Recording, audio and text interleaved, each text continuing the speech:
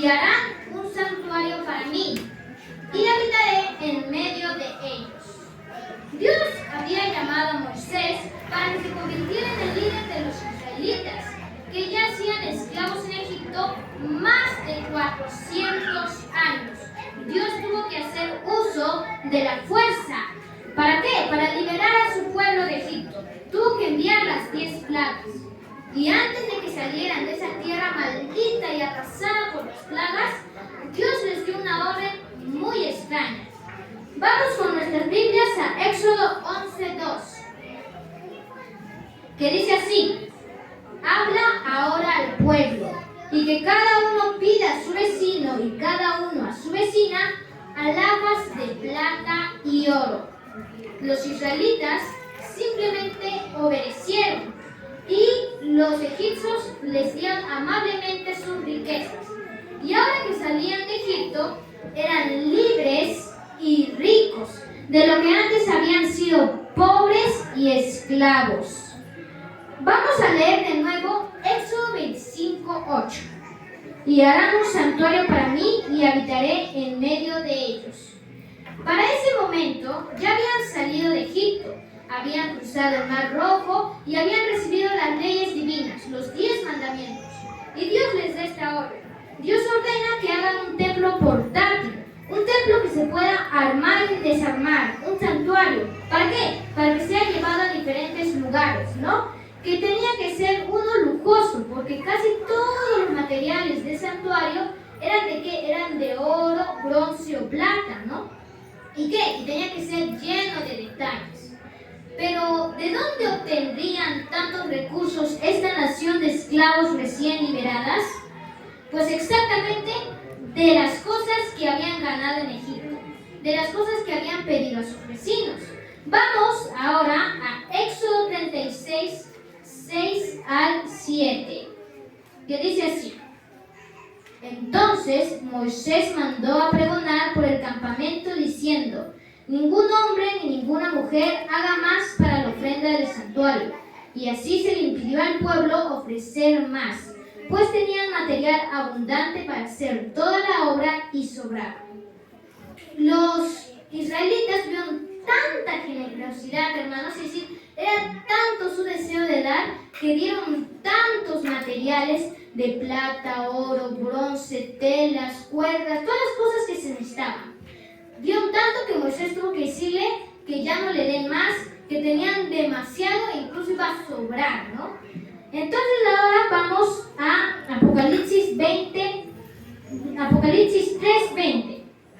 He aquí, yo estoy a la puerta y llamo. Si alguno oye mi voz y abre la puerta, entraré a él, cenaré con él y él conmigo. ¿Cuál era el deseo de Dios para armar el santuario? El deseo de Dios era habitar en medio de su pueblo, tender su carpa junto a la de sus hijos, morar en sus corazones. Eso fue en el tiempo antiguo. Ahora en nuestro tiempo actual, Dios tiene el mismo deseo. El deseo de entrar en nuestros corazones, morar en nuestros corazones, ser nuestro mejor amigo, ¿no? Como dice Apocalipsis 3:20, Dios dice que está a la puerta. Él está tocando la puerta y está llamando. Dice que si alguno oye su voz, Él va a entrar, va a cenar con Él y Él va a cenar con Él, ¿no? Es decir, va a ser su mejor amigo, ¿no? La lección más grande que nos deja el santuario es que Dios quiere morar entre nosotros. Ese ha sido siempre su deseo y siempre lo será, ¿no? Vamos a Apocalipsis 21:3. Y oí una gran voz del cielo que decía: he aquí el tabernáculo de Dios con los hombres, y Él morará con ellos, y ellos serán su pueblo, y Dios mismo estará con ellos como su Dios. El deseo de Dios de estar con nosotros es muy inmenso, tanto que en este versículo usa 3 veces la preposición con. Vamos a leer de nuevo. Y oí una gran voz del cielo que decía: he aquí el tabernáculo de Dios con los hombres, y Él morará con ellos, y ellos serán su pueblo, y Dios mismo estará con ellos como su Dios. El deseo de Dios de vivir con nosotros nos llevará a convertir esta tierra en la capital del universo, donde estará el trono de Dios y la presencia constante del Cordero. Con razón usa el nombre Emmanuel, que significa Dios con nosotros. Pero ¿sabían, hermanos, que el santuario era tan solo una sombra de algo que había de venir? Vamos a Colosenses 2:17. Todo lo cual es sombra de lo que ha de venir, pero el cuerpo es Cristo. Eso es lo que era el santuario. Era la sombra de la cruz, la sombra de lo que había de venir. Todas las cosas que había en el santuario, los muebles, los apartamentos, todo lo que había, ¿a qué representaban? Representaban a una sola cosa, a Cristo y a su sacrificio que hizo por nosotros. Así que vamos a ir viendo en cada lugar a Cristo, cómo está Cristo en el santuario. Vamos a comenzar por el atrio. El atrio. La entrada del atrio estaba a la parte oriental, es decir, al este, ¿no? Por donde sale el sol. Y era de 22 metros de largo. La puerta por donde entraban, era de 9 metros de largo. Era bien, pero bien grande, ¿no? Así, esa puerta, ¿qué es lo que representa? La puerta del santuario representa la gracia de Dios, que es tan grande, es tan inmensa su gracia, pero aún así, aunque a veces es grande su gracia, hay muchas personas que no quieren recibir este regalo que Jesús nos da. Vamos ahora al primer mueble. El primer mueble era el altar de sacrificio, y ahí estaba el pecador con su ofrenda en brazos, ¿no? El israelita, mejor dicho, ¿no? Entonces, ¿qué es lo que se preguntaba? Se preguntaba, ¿qué tengo que hacer para ser salvo? Pero antes de responder la pregunta, vamos a ver qué significaba el altar del sacrificio. El altar del sacrificio representaba el sacrificio que hizo Jesús en la cruz, al morir por nosotros. Es el mayor sacrificio que hizo Dios por nosotros. Y nos da ese regalo por gracia, por fe. Ahora sí, respondamos a la pregunta del israelita, que era, ¿qué tengo que hacer para ser salvo? Vamos a Marcos 16:16. El que creyere y fuere bautizado será salvo, mas el que no creyere será condenado. ¿Entendieron, hermanos? Dice, el que creyere y fuere bautizado. Pues eso era el segundo mueble que había, que era la fuente de bronce donde había agua. El sacerdote y se lavaba los pies y las manos. ¿Y qué representaba esa fuente? Representaba el bautismo de Jesús. Y así como Jesús se bautizó, nosotros también tenemos que lavar nuestros pecados en las aguas del bautismo. Ahora vamos al lugar santo. Allí la pregunta del pecador cambia. Ya no es ¿qué tengo que hacer para ser salvo?, sino ahora la pregunta del pecador es ¿qué tengo que hacer para mantenerme salvo? Y el lugar santo da la respuesta con sus 3 muebles. El primer mueble, que es la mesa de los panes de la proposición, que representa la palabra de Dios. Vamos a Juan 6:48. Yo soy el pan de vida. ¿Quién dijo esto? Lo dijo Jesús. Jesús dijo que Él era el pan de vida. Cada vez que leemos la Biblia, comemos el pan de vida, nos alimentamos espiritualmente. ¿Por qué? Porque la Biblia da testimonio de Jesús, nos guía hacia Jesús. Vamos al siguiente mueble. Dice, y de la mano del ángel subió la presencia de Dios el humo del incienso con las oraciones de los santos. Apocalipsis 8:4. El siguiente mueble era el altar del incienso.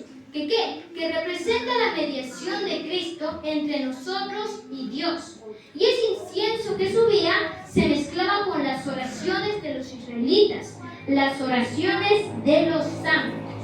Ahora vamos al tercer mueble, el candelabro. El candelabro era el mueble que alumbraba todo el santuario, porque el santuario, recuerden, hermanos, que estaba lleno de telas, ¿no? Tenía paredes y el techo era de telas. Entonces el santuario era un lugar oscuro, ¿no? Por decir. ¿Y qué es lo que hacía el candelabro? Alumbraba el santuario. Vamos a Juan 8:12. Otra vez Jesús les habló diciendo, yo soy la luz del mundo. ¿Qué es lo que representaba el candelabro? Representaba a Jesús, que Jesús es la luz del mundo. Jesús es la luz del mundo y nos invita a ser luces con Él. Vamos a Mateo 5:14, donde dice: vosotros sois la luz del mundo. Nosotros somos los responsables de presentar la luz de Cristo al mundo. Y solo 3 acciones nos mantienen salvos: estudiar la Biblia, orar y testificar. Ahora vamos al lugar santísimo, el último espacio del santuario. Allí solo había un mueble, el arca del pacto. Dentro del arca estaban las tablas de los 10 mandamientos, el maná y la vara de Aarón que floreció. Las tablas representan la justicia de Dios, los mandamientos, los estatutos, mientras que el propiciatorio, que era la tapa que cubría el arca, representa la gracia divina. La Shekinah era el símbolo de la presencia de Dios. Nos recuerda de que el ser humano no se puede salvar por medio de sus obras, sino que únicamente se salva por medio de la fe. Vamos ahora, hermanos, a Isaías 56:7. Busquen en sus Biblias. Dice así: yo los llevaré a mi santo monte y los recrearé en mi casa de oración, y sus holocaustos y sus sacrificios serán aceptos sobre mi altar, porque mi casa será llamada casa de oración para todos los pueblos. Así como el santuario en los tiempos antiguos era un lugar donde los gentiles, las demás personas, los pecadores, podían conocer el plan de la redención, el plan de la salvación, asimismo, la iglesia en nuestro tiempo tiene que ser un lugar donde las demás personas, las que no conocen a Cristo, conozcan el amor de Dios y el sacrificio que hizo Jesús por ellos. Que nada ni nadie, hermanos, nos desvíe del cumplimiento de la gran comisión. Ahora, hoy hemos aprendido de que por medio del santuario, Dios expresa su deseo de vivir con nosotros, su deseo de estar junto a nosotros, su deseo de morar con nosotros. Que el santuario nos presente el sencillo camino de la salvación, el camino de la redención, el camino por donde podemos ser salvos. Que a través del santuario y sus ritos, Dios quería mostrar el plan de la salvación a las demás personas, a los gentiles. Y que ese santuario es un santuario de esperanza. En 1856, después de pasar 16 años en la selva africana, David Livingstone regresó a Inglaterra para hacer una breve visita. ¿Quién era David Livingstone? Era un misionero. Sorprendido, comprobó que lo recibieron como un héroe nacional. Fue objeto de grandes homenajes en honor a su gran labor en África y como reconocimiento a los inmensos sacrificios que había hecho. Conmovido por ello, el doctor Livingstone dijo: ¿qué sacrificio? Jamás hice un sacrificio. Por mucho que dejara atrás, Dios me devolvió mucho más. Se puede llamar sacrificio a lo que es nada más que devolver un poco de la deuda que tenemos con Dios y que nunca podremos pagar. El grande y único sacrificio fue el que Jesús hizo en la cruz por nosotros. El santuario de esperanza apunta principalmente a ese sacrificio. Todo lo que hay allí apunta hacia Cristo. El Señor está a las puertas. Pronto Él será nuestro verdadero santuario de esperanza. Finalmente estará con nosotros para siempre. Que el buen Señor nos encuentre preparados y preparando a otros. Gracias, hermanos.